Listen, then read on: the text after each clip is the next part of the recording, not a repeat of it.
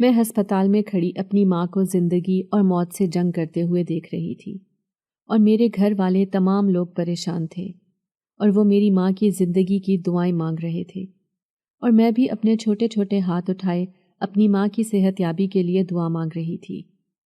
میری ماں ایک صحت مند زندگی گزار رہی تھی، لیکن اچانک سے ان کی زندگی میں کچھ ایسا ہو گیا کہ وہ بیمار رہنے لگی اور ہر وقت چارپائی پر ہی پڑی رہتی۔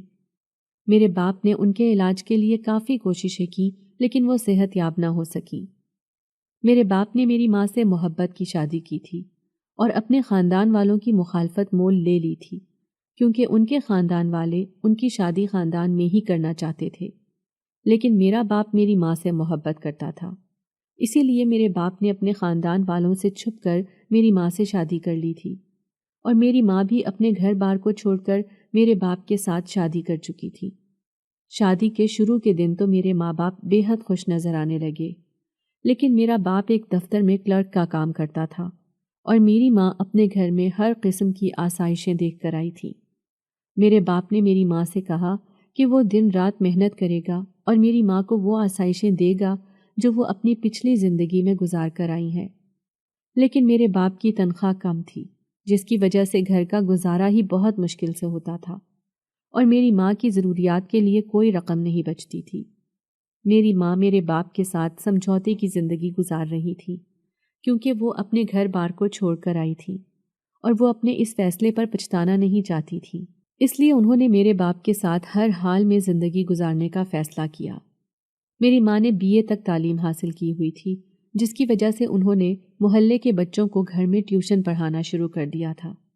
اس طرح وہ اپنی ضروریات اس ٹیوشن کے پیسوں سے پوری کر لیتی تھی۔ میرے باپ کے خاندان والوں نے بھی میرے باپ سے بالکل رابطہ ختم کر دیا تھا۔ میرے باپ کے خاندان والے بھی اچھے خاصے امیر کبیر لوگ تھے، لیکن جب میرے باپ نے ان کی مخالفت مول لی تو انہوں نے میرے باپ کو جائیداد سے آگ کر دیا تھا، جس کی وجہ سے میرا باپ ایک عام سی زندگی گزارنے پر مجبور ہو چکا تھا۔ انہوں نے کئی دفعہ اپنے باپ سے اپنی غلطی کی معافی مانگی، لیکن میرے باپ کے گھر والوں نے انہیں معاف نہ کیا۔ اس طرح میرے ماں باپ اپنی زندگی کی بھاگ دوڑ میں مصروف ہو چکے تھے کہ میں ان کی زندگی میں آئی۔ میرے ماں باپ نے جب اپنے آنگن میں ایک چھوٹی سی گڑیا کو دیکھا تو ان کی خوشی کا کوئی ٹھکانہ نہ رہا تھا۔ میرے ماں باپ مجھ سے بے حد پیار کرنے لگے تھے۔ اس طرح میرے ماں باپ کو دل بہلانے کے لیے ایک کھلونا مل چکا تھا، لیکن جب بھی کوئی عید یا تہوار کا موقع آتا تو میری ماں اور میرا باپ دونوں ایک دوسرے سے چھپ کر آنکھوں میں آنسو لے کر آتے اور اپنے گھر والوں کو یاد کرتے۔ اسی طرح میں 5 سال کی ہو گئی اور میرے ماں باپ نے مجھے ایک اسکول میں داخل کروا دیا تھا۔ اب تو گھر کے اخراجات میں مزید اضافہ ہو چکا تھا اور میری ماں نے ایک اسکول میں نوکری کرنی شروع کر دی تھی، کیونکہ میرے باپ کی تنخواہ کم تھی اور اس تنخواہ میں بجلی، گیس کے بل اور گھر کے اخراجات کا پورا ہونا مشکل نظر آ رہا تھا۔ اس لیے میری ماں نے اسکول میں نوکری کی اور اسکول سے آنے کے بعد گھر میں بچوں کو ٹیوشن پڑھاتی، تو ان سے جو پیسے اکٹھے ہوتے ان سے میری ضروریات کو پورا کرتی تھی۔ میرا باپ میری ماں کی اس قدر محنت کی بے حد تعریف کرتا اور اسے کہتا کہ تم اپنے ماں باپ کے گھر سے جو آسائشیں دیکھ کر آئی تھی میں تمہیں وہ نہ دے سکا، لیکن تم نے میرا بھرپور ساتھ دیا ہے۔ میری ماں مسکرا کر میرے باپ سے کہتی کہ آپ کا تعاون اور محبت میرے ساتھ رہی ہے تو ہی میں یہ سب کچھ کر سکی ہوں، ورنہ مجھ میں یہ حوصلہ پیدا نہ ہوتا۔ اسی طرح سے زندگی گزر رہی تھی کہ ایک دن میرا باپ دفتر سے واپس آیا تو بے حد پریشان تھا۔ میری ماں نے انہیں پریشان دیکھا تو ان سے وجہ پوچھی، لیکن میرے باپ نے بات کو ٹال دیا، اور یہ پہلا موقع تھا جب میرے باپ نے میری ماں کے کسی سوال کا جواب نہ دیا۔ پھر میری ماں نے بھی دوبارہ سے اپنے سوال کو نہ دہرایا تھا، کیونکہ ان کے خیال میں یہ تھا کہ ہو سکتا ہے کہ دفتر کی کوئی پریشانی ہو اور وہ مجھے بتانا نہیں چاہتے ہوں گے۔ اس طرح اگلے کچھ دنوں میں میرے باپ نے گھر میں کہا کہ وہ کسی کام کے سلسلے میں کسی دوسرے شہر جانا چاہتے ہیں۔ انہوں نے میری ماں سے کہا کہ میری غیر موجودگی میں گھر کے دروازوں کو اچھی طرح سے بند کر لو، کیونکہ ہو سکتا ہے کہ مجھے وہاں رات رکنا پڑ جائے۔ میری ماں نے جب یہ بات سنی تو وہ حیران رہ گئیں، کیونکہ اتنے سالوں میں کبھی ایسا موقع نہیں آیا تھا کہ جب انہوں نے میری ماں کو گھر میں اکیلا چھوڑا ہو۔ میری ماں نے ان سے پوچھا کہ آپ کس کام کے سلسلے میں جا رہے ہیں، تو میرے باپ نے کہا کہ میرا دوست دوسرے شہر رہتا ہے، مجھے اس سے کچھ کام ہے۔ اس طرح یہ بات میرے باپ نے ٹال مٹول کر دی۔ میری ماں نے یہ بات سن کر خاموشی اختیار کر لی اور اس طرح میرا باپ دوسرے شہر چلا گیا، اور 1 دن کے بجائے میرا باپ 3 دن کے بعد واپس آیا، اور ان 3 دنوں میں میری ماں بے حد پریشان رہی۔ انہوں نے کئی دفعہ میرے باپ کے موبائل پر فون کیا، لیکن آگے سے کوئی رابطہ نہ ہو سکا، جس کی وجہ سے ان کے دل میں وسوسے اٹھ رہے تھے۔ 3 دن کے بعد میرا باپ واپس آیا تو میری ماں ان سے ناراضگی سے کہنے لگی کہ اگر آپ نے اتنے دن رہنا تھا، کم از کم مجھے اطلاع ہی دے دیتے تاکہ میں پریشان نہ ہوتی۔ تو میرے باپ نے کہا کہ میں کسی مشکل میں پھنس گیا تھا۔ میری ماں نے پریشانی سے ان سے پوچھا کہ کیا مسئلہ تھا، تو انہوں نے کہا کہ پہلے میں کچھ دیر آرام کروں گا، پھر ہی تفصیل بتاؤں گا۔ میری ماں نے میرے باپ کو کھانا وغیرہ دیا، اور اس کے بعد میرے باپ نے کہا کہ میں اپنے آبائی گاؤں گیا ہوا تھا۔ وہاں پر مجھے میرے بھائی نے فون کر کے بلایا تھا، کیونکہ میرے باپ کی طبیعت بہت خراب تھی، اس لیے میں خود کو روک نہ سکا اور میں اپنے باپ کی خیریت معلوم کرنے گیا تھا۔ میری ماں نے جب یہ سنا تو وہ خاموش ہو چکی تھی، اور ان کے دل میں یہ ملال آیا کہ ان کے شوہر نے انہیں اصل بات نہیں بتائی تھی اور چھپا لی تھی۔ میری ماں نے اپنے شوہر سے کہا کہ اگر آپ مجھے بتا کر جاتے تو میں کبھی بھی آپ کو نہ روکتی۔ میرے باپ نے کہا کہ مجھے اس لیے اتنے زیادہ دن لگ گئے کیونکہ میرا باپ وفات پا چکا تھا، اور اسی لیے میں فوری طور پر واپس نہ آ سکا۔ میری ماں نے جب یہ بات سنی تو انہیں شدید صدمہ ہوا، اور انہوں نے میرے باپ کو حوصلہ دیا اور کہا کہ اسی میں اللہ کی رضا ہے، اللہ آپ کے باپ کو جنت میں اعلیٰ مقام دے۔ میرا باپ کچھ دن اداس رہا اور پھر دوبارہ سے اپنی روٹین شروع کر چکا تھا۔ اسی طرح کافی دن گزر گئے، اور پھر اکثر ہی ایسا ہونے لگا کہ میرا باپ مہینے میں 1 یا 2 دفعہ اپنے گاؤں چلا جاتا تھا، اور میری ماں نے کبھی میرے باپ کو نہیں روکا تھا، لیکن میری ماں کے دل میں یہ خیال آیا کہ کاش ان کے گھر والے بھی انہیں قبول کر لیتے۔ اس طرح اب میرے باپ کا اپنے گاؤں میں زیادہ آنا جانا شروع ہو چکا تھا، اور یہ بات میری ماں کو ٹھٹکنے پر مجبور کر چکی تھی، کیونکہ اب میرے باپ کا زیادہ وقت اپنے گاؤں میں گزرتا تھا۔ میری ماں نے ان سے سوال پوچھا تو میرا باپ ان کا سوال سن کر خاموش ہو گیا تھا، اور آخر کار میرے باپ نے وہ راز اگل دیا جس کو سن کر میری ماں اپنا دل پکڑ کر بیٹھ چکی تھی۔ میرے باپ نے کہا کہ میرے خاندان والوں نے مجھے ایک شرط پر ہی معاف کیا تھا، اور وہ شرط یہ تھی کہ میرے خاندان والوں نے جس لڑکی کے ساتھ میرا رشتہ طے کیا تھا اس سے میری شادی کروا دی ہے، تبھی میں اپنے خاندان والوں کے درمیان میں بیٹھ سکا ہوں۔ میری ماں نے جب یہ بات سنی تو ان کی آنکھوں میں آنسو آ گئے، اور وہ خاموشی سے سر جھکا کر بیٹھ گئی۔ میرے باپ نے کہا کہ میں تمہیں تمہارے حق سے محروم نہیں کروں گا۔ میری ماں نے کہا کہ اگر تم نے یہی کرنا تھا تو تم تبھی اپنے خاندان کی عورت سے شادی کر لیتے، نہ تم اپنے گھر والوں سے دور ہوتے اور نہ ہی میں اپنے گھر والوں سے جدا ہوتی۔ میرے باپ نے جب یہ بات سنی تو اس نے کہا کہ یہ ہم دونوں کا ہی مشترکہ فیصلہ تھا۔ تو میری ماں نے کہا کہ میں تو اپنے فیصلے پر ابھی بھی قائم ہوں، آپ ہی اس فیصلے سے خیانت کر چکے ہیں۔ آپ نے مجھ سے وعدہ کیا تھا کہ آپ ساری زندگی میرے ساتھ رہیں گے اور میرے ہر غم میں دکھ سکھ میں شریک ہوں گے۔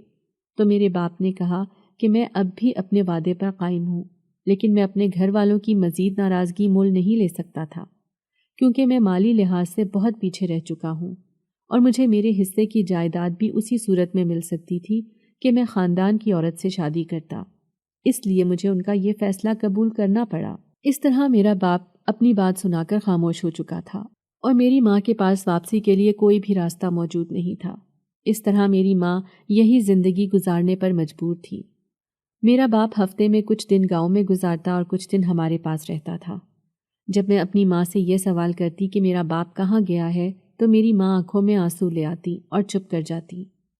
میری ماں آہستہ آہستہ اسی غم کو اپنے دل میں پال رہی تھی کہ ان کے شوہر نے ان کے ساتھ بے وفائی کر دی ہے، اور اسی غم کی وجہ سے میری ماں بیمار رہنا شروع ہو چکی تھی۔ میرے باپ نے ان کا کئی ڈاکٹروں سے علاج کروایا، لیکن میری ماں صحت یاب نہ ہو سکی، اور پھر میری ماں کی حالت مزید خراب ہو گئی۔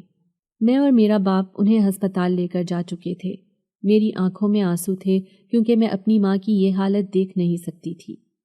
اس طرح میری ماں اپنی بیماری سے لڑتے ہوئے اس دنیا سے رخصت ہو گئی، اور اس وقت میری عمر 10 سال تھی، اور یہ بات مجھے سمجھ میں آ چکی تھی کہ میری ماں نے جب سے میرے باپ کی دوسری شادی کی خبر سنی تھی تب سے ہی اس بات کو دل میں باندھ لیا تھا، اور تب سے ہی وہ بیمار رہنا شروع ہو چکی تھی۔ میں اپنی ماں کی موت پر بے حد رنجیدہ تھی۔ میرا باپ مجھے لے کر اپنے گاؤں چلا گیا اور میری سوتیلی ماں سے کہنے لگا کہ یہ اب سے تمہاری ذمہ داری ہے۔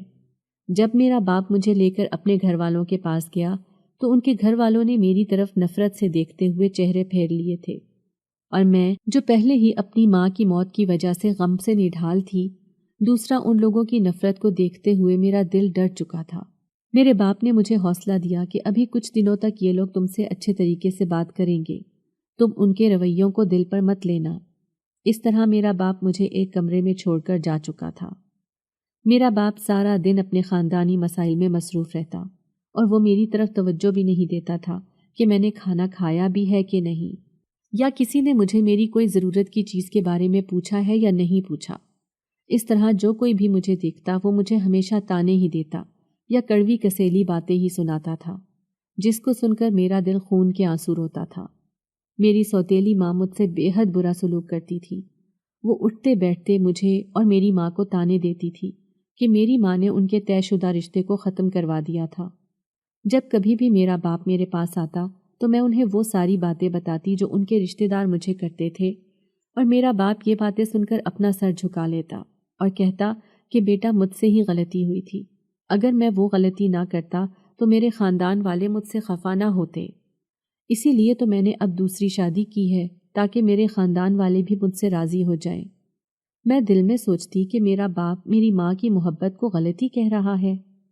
اس طرح میرا باپ مجھے صبر کا درس دیتا، اور میں بھی اپنی ان باتوں کو دل میں رکھنا شروع ہو چکی تھی اور اس کا اظہار کسی سے نہیں کرتی تھی۔ اس طرح کچھ دیر میں گاؤں میں ہی رہی اور اس کے بعد میرا باپ مجھے اور اپنی دوسری بیوی کو لے کر شہر میں آ چکا تھا۔ شہر آ کر میری سوتیلی ماں نے جو سب سے پہلا کام کیا وہ یہ تھا کہ مجھے پرائیویٹ اسکول سے ہٹا کر گورنمنٹ اسکول میں داخل کروا دیا۔ میرے باپ نے میری سوتیلی ماں کو اس بات پر منع کرنے کی کوشش کی، لیکن انہوں نے کہا کہ اگر وہ مجھے اس گھر میں رکھنا چاہتے ہیں تو انہیں ان کا یہ فیصلہ ماننا پڑے گا۔ اس طرح میرا باپ مجبور ہو کر ان کے فیصلے کو مان گیا تھا اور میں گورنمنٹ اسکول جانا شروع ہو چکی تھی۔ دن کے وقت تو میرا باپ دفتر میں ہوتا تھا، لیکن میری سوتیلی ماں مجھ سے گھر کے تمام کام کرواتی تھی۔ اگر کسی کام میں غلطی ہو جاتی تو وہ مجھے مار پیٹ بھی کرتی تھی اور میں آنسو بہاتے ہوئے سو جاتی۔ اسی طرح وقت گزرتا رہا اور میرے باپ کے ہاں ایک بیٹا اور ایک بیٹی پیدا ہوئے، جو کہنے کو میرے سوتیلے بہن بھائی تھے، اور میں نے میٹرک تک تعلیم حاصل کر لی تھی۔ میٹرک کرنے کے بعد میں نے مزید تعلیم حاصل کرنے کی خواہش کا اظہار کیا تو میری سوتیلی ماں نے یہ کہہ کر منع کر دیا کہ تم اب گھر داری سیکھو اور گھر پر توجہ دو۔ اس طرح میرے باپ نے بھی میری خواہش کو نظر انداز کر دیا۔ میں سارا دن گھر کے کاموں میں ہی مصروف رہتی اور رات کے وقت اپنی ماں کی تصویر کو سینے سے لگائے روتی رہتی۔ میں اپنے سوتیلے بہن بھائیوں کے سارے کام اپنے ہاتھوں سے کرتی اور وہ بھی اپنی ماں کی دیکھا دیکھی مجھ سے برا سلوک کرتے اور بدتمیزی سے پیش آتے۔ کئی بار میرے باپ نے انہیں اس بات پر روکا ٹوکا بھی کہ وہ تم لوگوں کی بڑی بہن ہے، تم لوگ اس سے ایسے بات نہ کرو، لیکن وہ دونوں بہن بھائی مجھے ایک ملازمہ کی طرح حقیر جانتے تھے۔ کچھ دن پہلے ہمارے محلے میں ایک فیملی شفٹ ہوئی تھی۔ انہوں نے یہ مکان خریدا تھا اور وہ دونوں بوڑھے میاں بیوی تھے، اور میری سوتیلی ماں میرے باپ سے یہ بات کہتی کہ انہوں نے اتنا بڑا گھر کیوں خرید لیا، کیونکہ ان کے تو کوئی بھی بچے ان کے ساتھ نہیں رہتے، دونوں میاں بیوی ہی رہتے ہیں۔ میرا باپ یہ بات سن کر کہتا کہ اب اس بات کا علم تو انہیں ہی ہوگا جنہوں نے یہ مکان خریدا ہے، اور یہ مکان ہمارے گھر کے بالکل ہی ساتھ تھا۔ جب اکثر میں چھت پر کپڑے پھیلانے جاتی تو میں اس گھر میں جھانک لیتی تھی، لیکن اس گھر میں مجھے کوئی بھی نظر نہیں آتا تھا، کیونکہ وہ دونوں میاں بیوی تو سارا دن اپنے گھر کے اندر ہی موجود ہوتے تھے۔ شاذ و نادر ہی باہر لان میں بیٹھتے تھے۔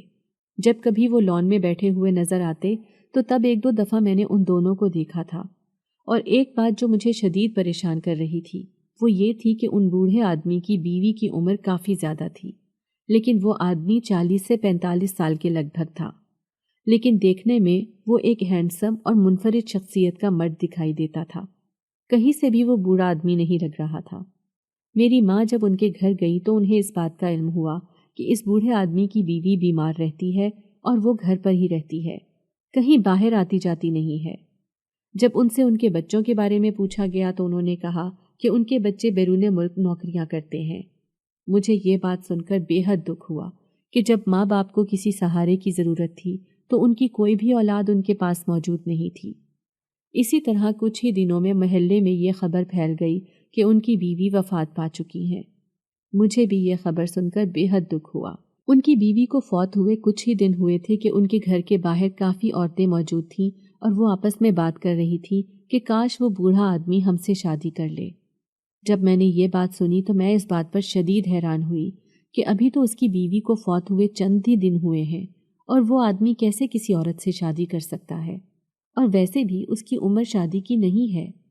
وہ تمام عورتیں اس بوڑھے آدمی کی خوبصورتی پر دیوانی تھیں، کیونکہ اس بوڑھے آدمی کے بالوں میں ہلکی ہلکی سفیدی تھی اور جسامت سے وہ ایک چاق و چوبند انسان دکھائی دیتا تھا، اور ان خوبیوں کی وجہ سے تمام امیر عورتیں اس سے شادی کی خواہش مند تھیں۔ مجھے اس بوڑھے پر شدید غصہ آتا تھا کہ جو اپنی بیوی کی محبت کو اتنی جلدی بھول چکا ہے، کیونکہ میرے باپ نے بھی میری ماں کی محبت کو ایسے ہی بھلا کر دوسری شادی کر لی تھی۔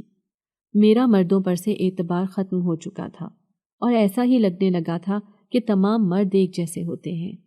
جب ان کی زندگی میں ایک عورت آتی ہے تو وہ اس عورت سے اکتا جاتے ہیں اور دوسری شادی کر لیتے ہیں۔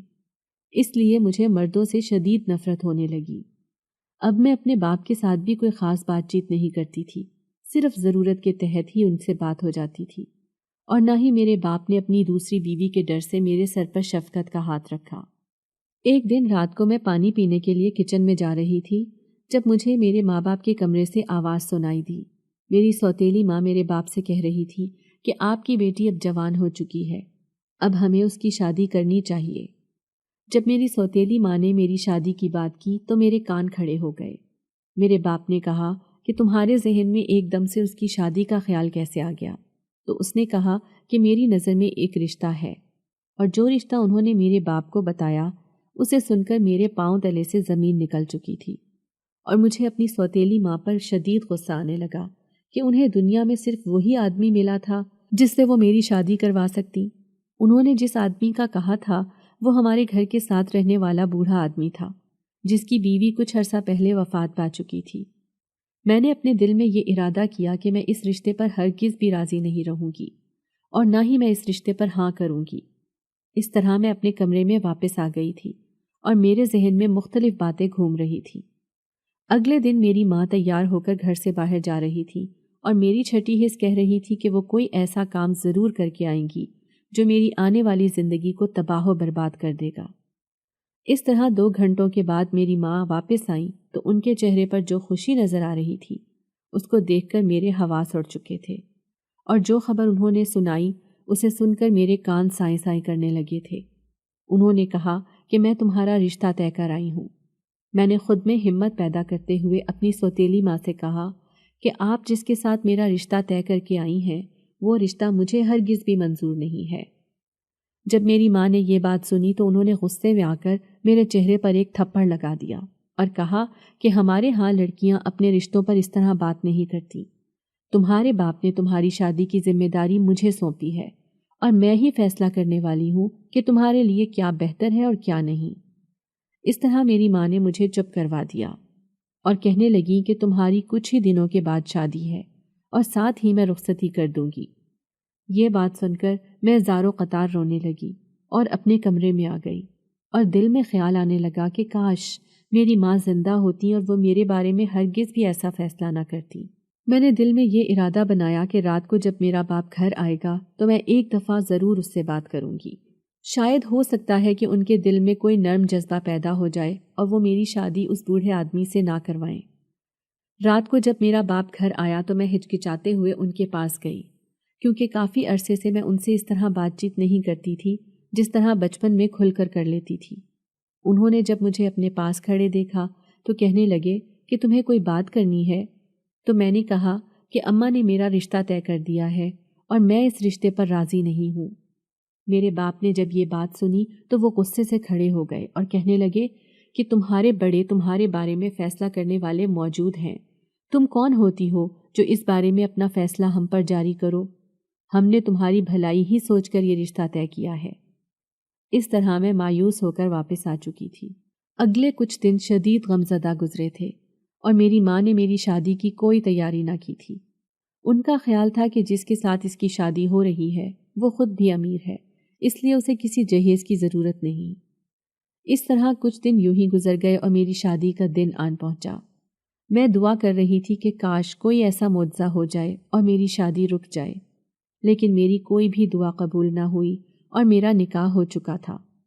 اس طرح میں رخصت ہو کر اپنے شوہر کے گھر آ چکی تھی اور آنے والے وقت سے ڈر رہی تھی۔ میں اپنے کمرے میں بیٹھی ہوئی تھی اور میرا پورا جسم کپکپا رہا تھا، ہاتھ اور پاؤں ٹھنڈے ہو رہے تھے۔ اتنی دیر میں میرا شوہر کمرے میں داخل ہوا اور میرے قریب آ کر بیٹھ گیا، لیکن میں دور ہوتے ہوئے سمٹ کر بیٹھ گئی تھی۔ میرے شوہر نے میرا گھونگھٹ اٹھایا، لیکن میں خوف سے اپنی نظریں جھکائے ہوئے تھی، کیونکہ میں اس بوڑھے آدمی کا چہرہ نہیں دیکھنا چاہتی تھی جس کے ساتھ میرے ماں باپ نے میری شادی کروا دی تھی۔ اتنی دیر میں میرے شوہر کی آواز میرے کانوں میں پڑی اور اس نے کہا کہ میری طرف دیکھو۔ نہ چاہتے ہوئے بھی مجھے اپنی نظریں اس کی طرف کرنی پڑیں، اور جس وقت میں نے اس کی طرف دیکھا تو میں اپنی نظریں ہٹانا ہی بھول چکی تھی، کیونکہ اس کی جگہ پر کوئی بوڑھا آدمی نہیں بلکہ ایک نوجوان لڑکا موجود تھا۔ میں حیرانگی سے اس کی طرف دیکھنے لگی، لیکن شکل و صورت سے وہ اسی بوڑھے آدمی سے کافی مشابہت رکھتا تھا۔ اس لڑکے نے جب مجھے حیرانگی سے تکتے ہوئے دیکھا تو کہنے لگا، میں ہی وہ ہوں جس سے تمہاری شادی ہوئی ہے۔ تو میں نے ڈرتے ہوئے کہا کہ میرے والدین نے تو میری شادی ایک بوڑھے آدمی سے کی تھی۔ تو وہ لڑکا یہ بات سن کر مسکرانے لگا اور کہنے لگا کہ میں ہی وہ لڑکا ہوں جو بوڑھا ہونے کا ناٹک کرتا رہا ہے، کیونکہ میرے گھر والوں نے میری شادی کافی بڑی عمر کی عورت سے کر دی تھی، جس کی وجہ سے میری بیوی مجھ سے بڑی دکھائی دیتی تھی اور میں اس سے چھوٹا دکھائی دیتا تھا۔ اس لیے میں نے اس کی برابری کرتے ہوئے اپنے بالوں کو اسی طرح سے رنگ کرنا شروع کر دیا تھا تاکہ میں بڑی عمر کا آدمی دکھائی دوں، اور اسی لیے تو کافی عورتیں مجھ سے شادی کی خواہش مند تھیں۔ جب اس لڑکے نے یہ بات کی تو میں حیران رہ گئی اور میں نے اسے کہا کہ وہ جو تمہاری اولاد کے بارے میں خبر تھی کہ تمام بچے بیرون ملک نوکری کرتے ہیں، تو وہ کون ہے؟ تو اس نے کہا کہ ہماری کوئی بھی اولاد نہیں ہے، ہمارے خاندان میں باہر شادی کرنے کا رواج نہیں، اس لیے خاندان کے اندر ہی شادیاں کی جاتی ہیں، اور اسی لیے میری شادی بھی مجھ سے کافی بڑی عمر کی عورت سے کر دی گئی تھی، لیکن اب وہ وفات پا چکی ہے۔ میں نے تمہیں چھت پر کئی دفعہ کپڑے پھیلاتے ہوئے دیکھا تھا اور تم مجھے اچھی لگنے لگی تھی، اسی لیے میری شدید خواہش تھی کہ میں تم سے شادی کروں، اور میری خواہش پوری ہو گئی ہے۔ میں نے جب اپنے شوہر کی بات سنی تو میں خدا کے معجزے پر حیران رہ گئی اور خدا کی شکر گزار ہونے لگی کہ اس نے میری زندگی تباہ ہونے سے بچا لی۔ میرے شوہر نے میرے ساتھ کئی وعدے کیے کہ وہ مجھے ہر دکھ سے، ہر پریشانی سے دور رکھے گا اور مجھے خوش رکھے گا۔ میں نے اپنے شوہر سے اس بات کا بھی ذکر کیا جو میرے دل میں خدشہ موجود تھا کہ جیسے میرے باپ نے میری ماں کی محبت کو بھلا کر دوسری شادی کر لی، کہیں میرا شوہر بھی مجھے چھوڑ کر کسی اور کی محبت میں گرفتار نہ ہو جائے۔ تو میرے شوہر نے مجھے یقین دلایا کہ میں ہی اس کی پہلی اور آخری محبت ہوں اور وہ ہرگز بھی یہ قدم نہیں اٹھائے گا۔ اس طرح میں نے اپنے شوہر کی بات پر یقین کرتے ہوئے اپنی زندگی آگے بڑھا لی تھی۔ میں نے اپنے شوہر سے کہا کہ کیا میرے گھر والے یہ بات جانتے ہیں کہ آپ ایک بوڑھے آدمی نہیں بلکہ ایک نوجوان لڑکے ہیں؟ تو اس نے کہا کہ تمہارا باپ میرے بارے میں ساری حقیقت جانتا ہے، لیکن تمہاری ماں تو صرف میری دولت کو دیکھ کر ہی تمہاری شادی مجھ سے کروا چکی تھی، کیونکہ وہ تمہیں اپنے گھر میں نہیں دیکھنا چاہتی تھی۔ اور جب میں نے اپنے شوہر کے منہ سے یہ بات سنی تو میں نے اسے وہ تمام باتیں بتائیں جو میری سوتیلی ماں بچپن سے لے کر اب تک میرے ساتھ کرتی آئی تھی۔ میرے شوہر نے میرے آنسو صاف کیے اور کہنے لگا کہ تمہیں آئندہ سے ان باتوں کا سامنا نہیں کرنا پڑے گا، کیونکہ میرے خاندان والوں نے مجھے اس بات کی کھلی اجازت دی ہے کہ تمہاری پہلی بیوی وفات پا چکی ہے تو اب تم اپنی مرضی سے شادی کر سکتے ہو، کیونکہ پہلے تم نے اپنے خاندان کی روایات کو برقرار رکھتے ہوئے اپنی تمام خواہشات کو رد کر دیا تھا، لیکن اب ہم تمہیں مزید خود پر ظلم کرتے ہوئے نہیں دیکھ سکتے، اور میرے خاندان والے بھی اس شادی پر خوش ہیں۔ اس طرح میں اپنے شوہر کے ساتھ ایک خوش اور بھرپور زندگی گزارنے لگی، اور وہ مجھے لے کر اپنے خاندان میں بھی گیا۔ اس کے خاندان والے بھی نہایت ہی نیک اور اچھے لوگ تھے۔ انہوں نے مجھے بہت محبت اور احترام دیا جس کی میں ترسی ہوئی تھی، اور میں خدا کا شکر ادا کرتی تھی کہ اس نے ایک نیک اور شریف شخص کو میرا ہمسفر بنا دیا ہے۔